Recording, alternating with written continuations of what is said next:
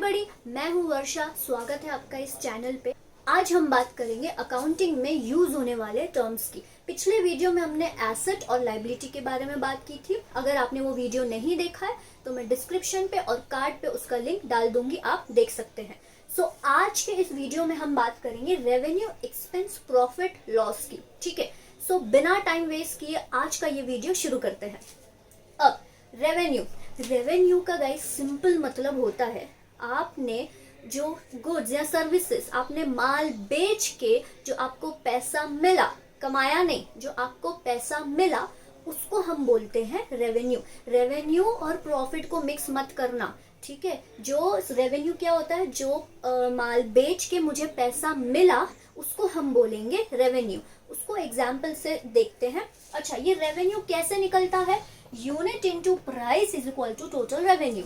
Example, मैंने 100 jeans बेची। अब मेरा वो जीन्स का बिजनेस याद है ना आपको, उसको कभी भूलना मत, आपको पूरे अकाउंटिंग में वो यूज आने वाला है। ठीक है, मेरा जो जीन्स का बिजनेस है उसमें मैंने 100 जीन्स बेची। ओके, एक जीन्स की प्राइस है 500। ये जो 500 है ये एक जीन्स की प्राइस है। तो मैंने ऐसी कितनी जीन्स बेची? 100 जीन्स बेची। तो 100 इंटू 500 50,000।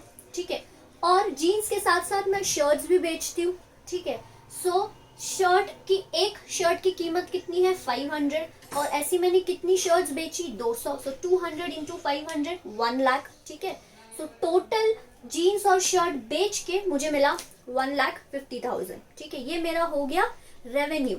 अब इसको अगर आप देखोगे, इसको ऑपरेटिंग रेवेन्यू भी बोला जाता है। मतलब हम 2 मिनट में सीखेंगे। अब ये रेवेन्यू मैंने कमाया, ये रेवेन्यू मुझे मिला, कमाया नहीं, हाँ मिला। ठीक है, अब इसके साथ साथ, ये जो बिजनेस करने के साथ साथ मेरे पास जो एक्स्ट्रा पैसा होता है ना, उसको मैं बैंक में रखती हूँ। ठीक है, अब बैंक से मैंने उसको एफडी बना के रख दिया। अब उसका मुझे इंटरेस्ट भी मिला। ठीक है, वो जो बैंक में मैंने पैसा रखा है उसका मुझे इंटरेस्ट मिलेगा। ठीक है, अब वो इंटरेस्ट भी वो मेरे बिजनेस का पैसा है, मेरा पैसा नहीं है। ठीक है, वो मेरे बिजनेस का पैसा है। और ये जो रेवेन्यू हो गया, ठीक है, एक्सपेंस हो गया, प्रॉफिट लॉस, हम ये किसके बुक्स में करते हैं? हम बिजनेस के बुक्स में करते हैं, जिसको हम बुक्स ऑफ अकाउंट्स बोलते हैं। ठीक है, तो अब ये इसके साथ साथ ये जीन्स और शर्ट्स बेचने के साथ साथ मैंने जो वो बिजनेस का पैसा बैंक में रखा था, उस पैसे पे बिजनेस को इंटरेस्ट मिला। ठीक है, तो वो इंटरेस्ट भी मुझे मिला, तो उसको भी मुझे इधर डालना चाहिए। ठीक है, इसको भी मैंने रेवेन्यू के अंडर डाला, जिसको बोला जाता है अदर इनकम। ठीक है, अब इसको अदर इनकम क्यों बोला जाता है वो भी हम देखेंगे। अब जैसे मैंने कहा, ये जो रेवेन्यू है 100 जीन्स इंटू 500, ये जो कोर रेवेन्यू है इसको हम ऑपरेटिंग रेवेन्यू भी बोलते हैं। ऑपरेटिंग रेवेन्यू का मतलब होता है वो रेवेन्यू जो मुझे मेरे कोर ऑपरेशन से मिला। मतलब मेरा कोर ऑपरेशन इस बिजनेस में क्या है? जीन्स और शर्ट बेचना। अगर सपोज मेरी ग्रोसरी की शॉप होती तो मेरा कोर ऑपरेशन क्या होता? वो सारी ग्रोसरीज बेचना। अगर मेरा होटल बिजनेस होता तो मेरा कोर ऑपरेशन क्या होता? डाइनिंग। ठीक है, अगर सपोज मेरा बुक्स बेचने का धंधा है तो मेरा कोर ऑपरेशन क्या हो गया? बुक्स बेचना। ठीक है, इस केस में ये जीन्स शर्ट बेचना मेरा कोर ऑपरेशन हो गया। मतलब ये जीन्स और शर्ट बेच के जो मुझे रेवेन्यू मिला उसको हम बोलेंगे ऑपरेटिंग रेवेन्यू। ऑपरेटिंग रेवेन्यू क्या होता है? वो रेवेन्यू जो आपको कोर बिजनेस करते समय मिला। कोर बिजनेस इसमें क्या है? Main business. कोर मतलब मेन बिजनेस। तो वो रेवेन्यू जो मुझे अपना मेन बिजनेस करके मिला उसको हम बोलेंगे ऑपरेटिंग रेवेन्यू। ठीक है, वो कौन सा कोर मेन बिजनेस? मतलब ये जीन्स और शर्ट बेचना, ये मेरा मेन बिजनेस हो गया, जिससे मैं रेगुलर पैसा कमाती हूँ। ठीक है, उसको कुछ लोग रेकरिंग भी बोलते हैं।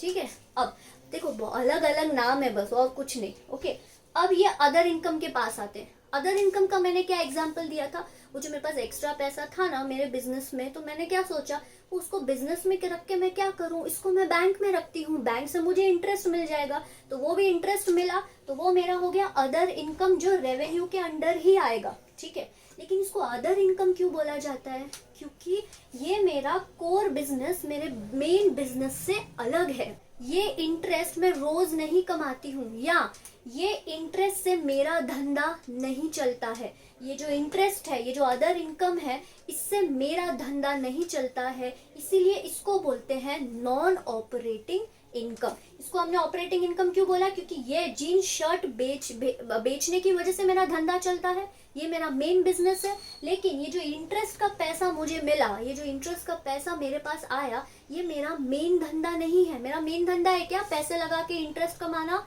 नहीं, मेरा मेन धंधा तो जीन्स शर्ट बेचना है, ठीक है। सो ये मेरा इसीलिए अदर इनकम हो गया, क्योंकि ये जो इंटरेस्ट का पैसा मुझे मिला, ये मेरा मेन धंधा नहीं है, मेरा कोर ऑपरेशन नहीं है। इसके वजह से ये जो इंटरेस्ट का पैसा आया, हम इसको बोलेंगे अदर इनकम, मतलब ये हो जाता है नॉन ऑपरेटिंग रेवेन्यू। ठीक है, समझ में आ रहा है? सो ये मिला के और ये मिला के टोटल इनकम बन जाता है मेरा 2 लाख रुपया। आई होप आपको समझा होगा अभी। अब आगे बढ़े। अब आते हैं एक्सपेंसेस पे। अब मैंने आपको क्या कहा, ये जो 2 लाख है, ये मेरा रेवेन्यू हो गया, टोटल रेवेन्यू हो गया।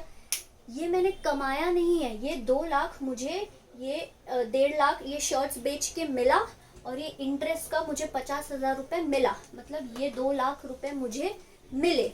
अब एक्सपेंस वो होता है कि ये रेवेन्यू लाने के लिए मैंने कितना खर्चा किया, वो होता है आपका एक्सपेंस। अगेन एग्जाम्पल, सपोज ये जो 100 जीन्स मैंने 50,000 रुपए में बेची, ये 100 जीन्स को बनाने का खर्चा, ठीक है, मेरा आया 15,000। अब जैसे एक जीन्स का मैंने जो बेचा, एक जीन्स कितने में बेची? 500 रुपए में, ठीक है। वैसे ही एक जीन्स बनाने का खर्चा मेरा कितना आया? 150 रुपीज। 100 जीन्स बेचने के बाद मुझे कितने मिले? 50,000। वैसे ही 100 जीन्स बनाने का खर्चा मुझे कितना आया? 15,000। 200 शर्ट मुझे बनाने का खर्चा कितना आया? 20,000। समझ में आ रहा है? एक शर्ट बनाने की खर्चा कितना है? 100। तो ये जो है ये मेरे को मिला। अब इसको, ये रेवेन्यू को बनाने के लिए मेरे को खर्चा कितना आया? ये 15,000, ये 20,000 प्लस। अब सिर्फ यही खर्चे नहीं होते ना, अब मैंने जहाँ पे ये फैक्ट्री में बनाया, ठीक है, उसका रेंट भी तो आया है, वो भी तो मेरा खर्चा है।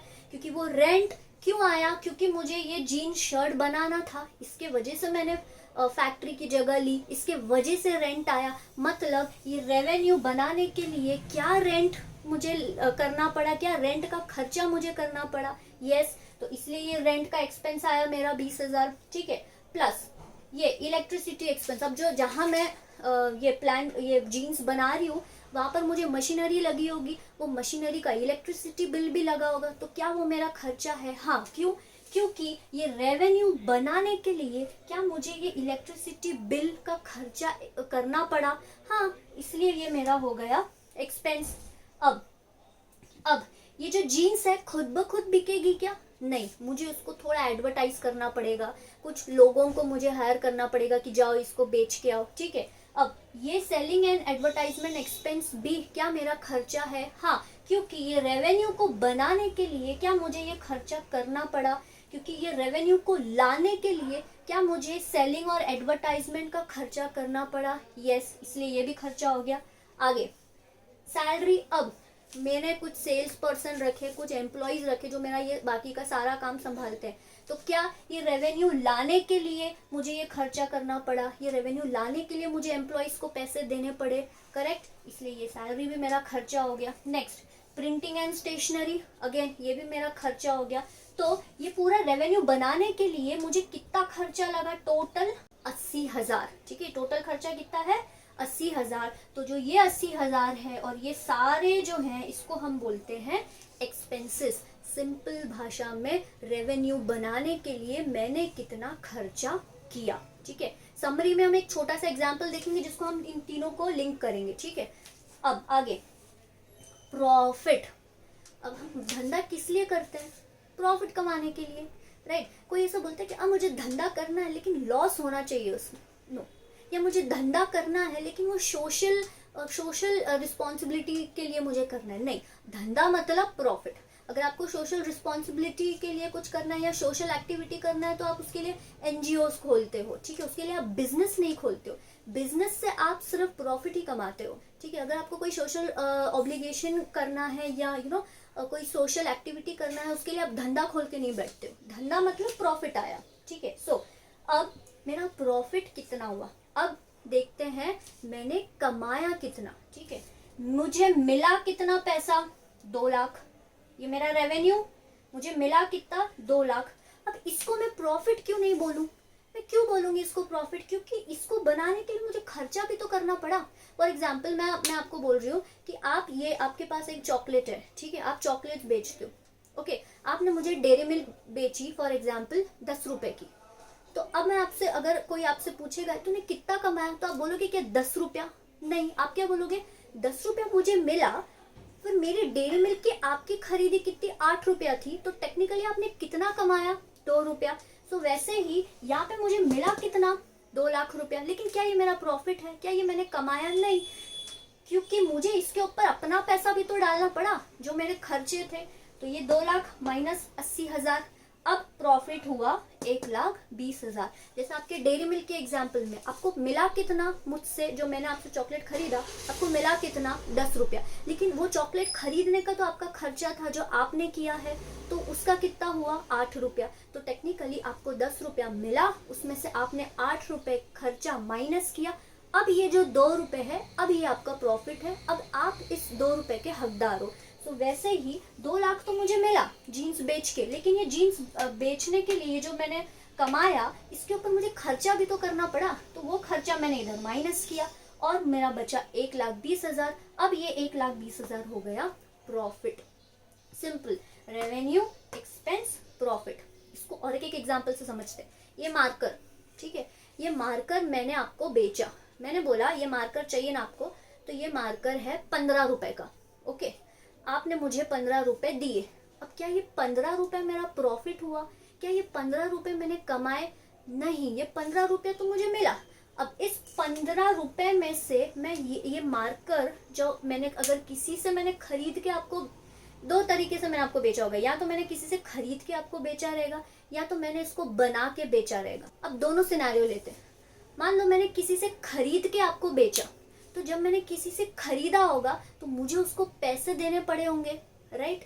सो सपोज मैंने उससे खरीदा 8 रुपए में, तो ये 8 रुपया क्या हो गया, मेरा खर्चा हो गया। तो 10 रुपया मुझे मिला माइनस 8 रुपया मेरा खर्चा जो मुझे उसको देना पड़ेगा, और 2 रुपया मैंने कमाया। अगर मैं इसको बनाती, सपोज मैंने आपको कितने में बेचा, 10 रुपया, तो 10 रुपया मुझे मिला, लेकिन इसको बनाने की भी तो कॉस्ट थी। ये 10 रुपया मैं अपने जेब में डालूं क्या? नहीं, क्योंकि इसको जो मैंने बनाया उसका तो मुझे एक्सपेंस माइनस करना पड़ेगा। ये ढक्कन का एक्सपेंस, ये मटेरियल का एक्सपेंस, इस पे जो मैंने ये जो लिखा हुआ है वो इंक का एक्सपेंस, ये सब खर्चे मिला के सपोज 8 रुपए में ये पेन बनी, मैंने आपको बेची 10 रुपए में, 10 रुपया जो मुझे मिला वो हो गया रेवेन्यू। 8 रुपए में ये पेन बनी, मतलब ये 8 रुपया खर्चा हो गया जो मैंने अपने पॉकेट से डाला हो गया। सो 10 माइनस 8 2, तो 2 रुपीज मेरा इस मार्कर के पीछे हुआ प्रॉफिट, मतलब 2 रुपया मैंने कमाया। ठीक है, आई होप आपको रेवेन्यू, एक्सपेंस और प्रॉफिट का मतलब समझा होगा। अब ना क्या है ना, पता है क्या है, मैंने काफी दफा मैंने ऐसे देखा है, इसको ना लोग बहुत अलग अलग नाम से बुला के ना बहुत कंफ्यूजन क्रिएट कर लेते हैं। ठीक है, अब अपन ऐसा नहीं करेंगे, अपन इसको और इसको क्या क्या बोला जाता है वो भी अपन क्लियर कर देते हैं। ठीक, अभी जो रेवेन्यू है ना, ये रेवेन्यू, इसको ना इनकम भी बोला जाता है। अब आपको कुछ लोग ये भी बोलेंगे कि प्रॉफिट को इनकम बोला जाता है, नो, गलत। अभी आप सुनिए, ये जो रेवेन्यू है ना, इसको इनकम बोला जाता है। ठीक है, सो ये रेवेन्यू और ये अदर इनकम ऐसा मिला के ये टोटल इनकम बोला जाता है। ठीक है, ये रेवेन्यू मैंने कितना कमाया, 1,50,000, और प्लस ये 50,000 मेरा अदर इनकम से आया, तो टोटल इनकम हो गया 2 लाख। ठीक है, और ये जो प्रॉफिट है ना, इसको नेट इनकम बोला जाता है। बहुत सारे लोग आपको बोलेंगे प्रॉफिट को इनकम बोला जाता है, नो, प्रॉफिट को नेट इनकम बोला जाता है। अच्छा, नेट क्यों? नेट मतलब बचा कुचा। कैसे, ये 2 लाख मिला, उसमें से 80,000 गया, तो बचा कितना, 1,20,000। इसीलिए ये जो बच गया उसको हम बोलते हैं नेट। तो कभी अगर कोई आपसे बोले profit is equal to income, no, profit is equal to net income. Okay, और इनकम हम किसको बोलेंगे, ये जो रेवेन्यू आपको मिला प्लस अदर इनकम, जो वो इंटरेस्ट का जो इंटरेस्ट जो मुझे मिला, इन दोनों को मिला के आप इसको टोटल इनकम बोलो, दैट इज फाइन, ठीक है। लेकिन आप इसको, ये जो प्रॉफिट है उसको इनकम नहीं बोलोगे, प्रॉफिट को हम बोलेंगे नेट इनकम, नेट, ठीक है, बचा कुचा। अब आप बोलोगे ये ऑपरेटिंग और नॉन ऑपरेटिंग को अलग अलग क्यों लिया गया है, इसको हम साथ में मिक्स क्यों नहीं कर सकते। देखो अगर अपन ऐसे करते तो क्या होता, ठीक है। अब मान लो मेरा रेवेन्यू है, सपोज दो सिनेरियो लेते, मेरा रेवेन्यू है 50,000, ठीक है, और मेरा अदर इनकम है 10,000, तो ये कितना हो गया, 60,000 मैं टोटल इनकम बोल दूं, चलेगा, ठीक है। अब सेकेंड सिनेरियो में लेती हूँ, रेवेन्यू है 10,000 और अदर इनकम है 50,000, तो टोटल इनकम कितना हुआ, 60,000, ठीक है। ये ऑपरेटिंग हो गया और ये नॉन ऑपरेटिंग हो गया, ये ऑपरेटिंग हो गया और ये नॉन ऑपरेटिंग हो गया। अब तो दोनों के केस में है टोटल इनकम 60,000, लेकिन यहाँ पे मैं देख रही हूँ मेरा जो रेवेन्यू है, मतलब मेन बिजनेस से, मतलब कोर बिजनेस से मेरा 50,000 है, ठीक है। लेकिन यहाँ पे मैं देख रही हूँ मेरा जो रेवेन्यू है, मतलब मेन बिजनेस से, कोर बिजनेस से मेरा सिर्फ 10,000 है। लेकिन बोलते समय मैं क्या बोल रही हूँ, यार मैंने तो 60,000 रुपया मेरे को मिला, मेरा रेवेन्यू, मेरा टोटल इनकम 60,000 है। लेकिन अगर इसका डिस्टिंक्शन नहीं होता तो पढ़ने वाले को क्या उसको समझता कि अरे इसका जो मेन धंधा है वही नहीं चल रहा है। अगर मैं इसका डिस्टिंक्शन नहीं करूं, मैं इसको टोटल एक साथ लिख दूं, ठीक है, तो आप क्या बोलोगे, आपको समझ में आएगा कि मेरा जो ये धंधा है, जो मेन धंधा है जीन्स बेचने का, वो तो मेरा चल ही नहीं रहा, क्योंकि मैं तो उससे सिर्फ 10,000 कमा रही हूँ। टेक्निकली मेरा धंधा तो ये सिर्फ इंटरेस्ट पे चल रहा है, विच इज रॉन्ग, राइट।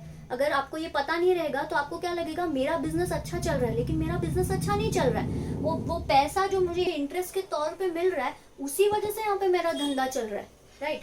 अगर मैं इसको अलग अलग नहीं करती हूँ तो आपको समझ में ही नहीं आएगा कि ये जो पैसा मेरे पास आया वो मैं किससे आ रहा है, राइट। जैसे अगर इसका डिस्टिंक्शन हो गया तो अब आपको, अगर इसका डिस्टिंक्शन हो रहा है तो अब आपको समझ में आ रहा है ना कि यार इसका अगर रेवेन्यू देखो तो मेन धंधे से तो आ ही नहीं रहा, इसका तो पूरा इंटरेस्ट पे ही चल रहा है, राइट। अब आपको समझ में आएगा कि इसका धंधा अच्छा नहीं चल रहा है, इसका धंधा पूरा इंटरेस्ट पे ही चल रहा है। लेकिन अगर मैं इसको क्लब कर दूं तो आपको समझ में ही नहीं आएगा कि मेरा धंधा किस वजह से चल रहा है, राइट। इसीलिए इसका डिस्टिंक्शन करना बहुत जरूरी हुआ, इसलिए इसका डिस्टिंक्शन किया गया। तो ये मेन धंधे से जो मुझे पैसा आता है, जो रेवेन्यू आता है, उसको हम बोलेंगे ऑपरेटिंग रेवेन्यू। और जो अदर इनकम है, जैसे इंटरेस्ट मिला, ठीक है, या मैंने कहीं पे पैसा इन्वेस्ट किया, उसका इंटरेस्ट, उसका मेरे को डिविडेंड मिला, या मैंने कोई प्लांट एंड मशीनरी बेचा, उसका मुझे पैसा मिला, ठीक है। अब ये मशीनरी बेचना क्या ये मेरा मेन धंधा है? नहीं, मेन धंधा तो मेरा जीन्स बनाने का है। तो ये एक बार ऐसा हो गया कि मैंने मशीनरी बेच दी, उसका जो पैसा मिला उसको मैं रेवेन्यू में क्लब नहीं करूंगी, उसको मैं अदर इनकम में क्लब करूंगी, राइट। किधर क्लब करूंगी?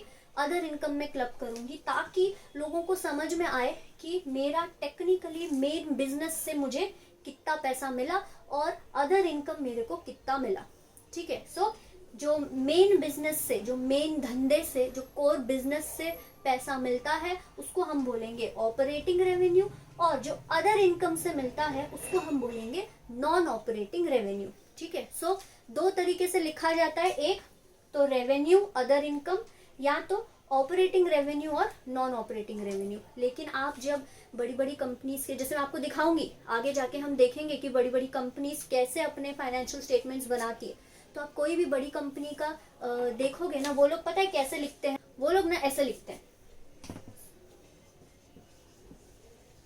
ये रेवेन्यू, ये अदर इनकम, ये टोटल इनकम। बड़ी बड़ी कंपनीज ऐसे लिखते हैं बस। और जो नेट प्रॉफिट मैंने आपको कहा, तो जब ये एक्सपेंसेस माइनस करके जो बचता है ना, उसको वो नेट प्रॉफिट बोला जाता है। क्या बोला जाता है? नेट प्रॉफिट या नेट इनकम। ध्यान रहे, नेट प्रॉफिट को इनकम नहीं बोलना है। अगर आपको इसको नेट प्रॉफिट नहीं बोलना है तो आप इसको क्या बोलोगे, नेट इनकम। ठीक है, आई होप आज का ये वीडियो आपको समझ में आया होगा। अगर आपको नहीं समझ में आया या कुछ डाउट है तो प्लीज़ आप प्लीज़ कमेंट कीजिए, मैं आपको ज़रूर वहाँ पे मदद करूँगी। आज के लिए इतना ही, मिलते हैं हम नेक्स्ट वीडियो में। तब तक के लिए अपना ख्याल रखिए। Take care, bye bye and नमस्ते।